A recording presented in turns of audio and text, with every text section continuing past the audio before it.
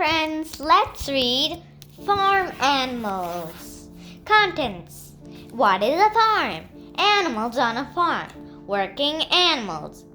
Take care of farm animals. Can you remember?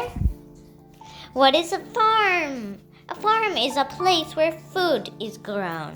Many animals live on a farm. Animals on a farm. Cows live on a farm. Some cows give us milk. Chickens live on a farm. Some chickens lay eggs. Pigs live on a farm. Pigs love to roll around in the mud. Sheep live on a farm. Sheep give us wool. Some farms have ducks. Some farms have llamas. Working animals. Horses can help move cows. Oxen can help pull plows.